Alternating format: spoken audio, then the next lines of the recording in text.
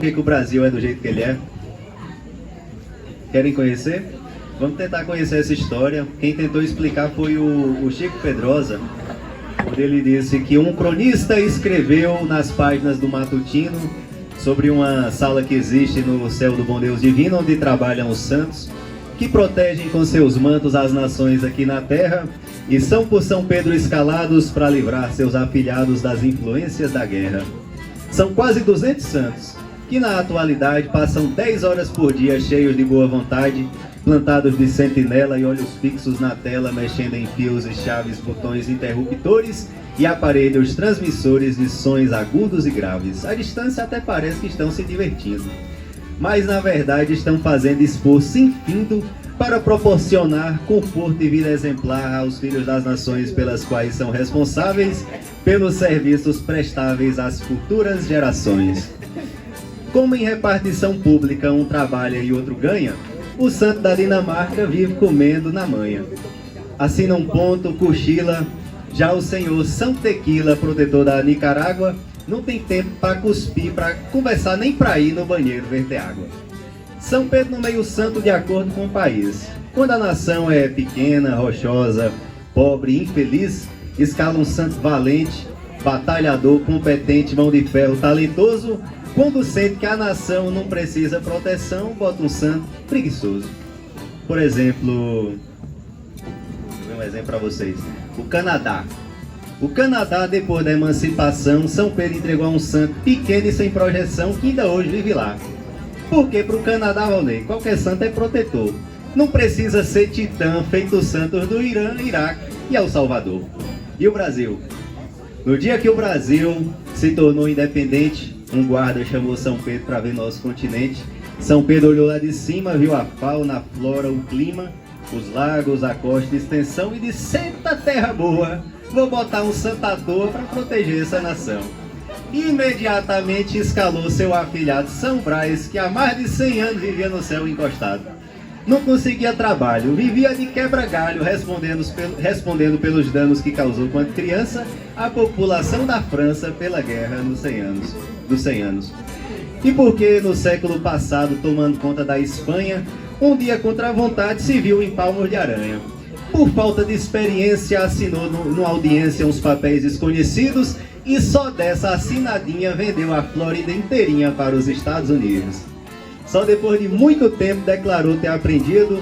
Um dia disse a São Pedro que estava arrependido, precisava trabalhar e mesmo que queria provar que não era incompetente, fez aquela choradeira do falso cego na feira quando quer roubar a gente.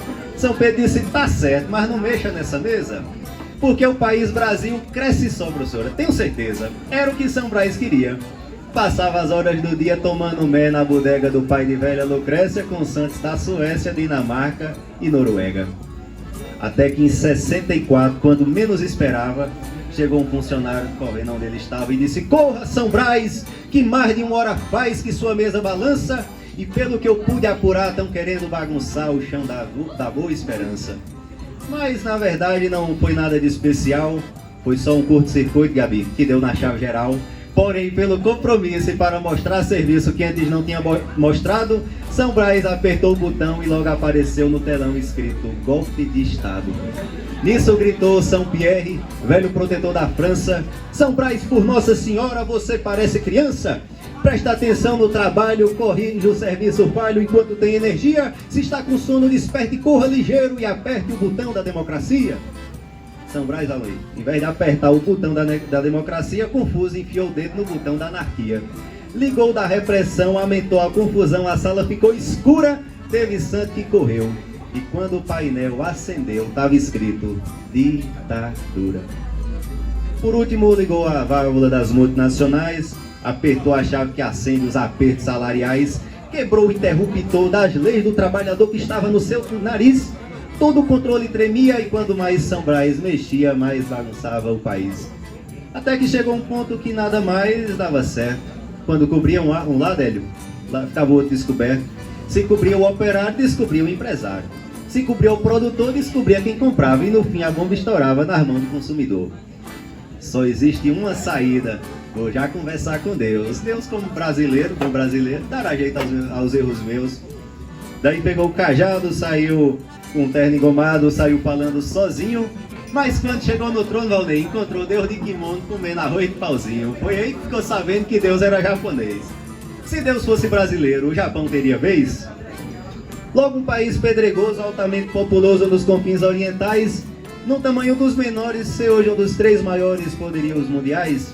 Se Deus fosse brasileiro, Ana, será que consentiria com essa camada de rato ruim em nossa economia?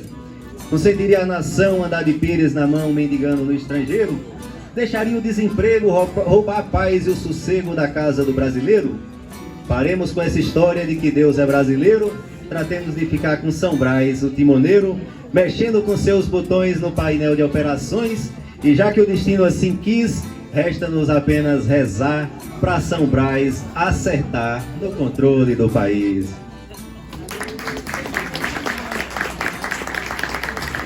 Muito obrigado, pessoal. Tá a explicação completa do porquê que o Brasil é desse jeito. São Brás, rapaz.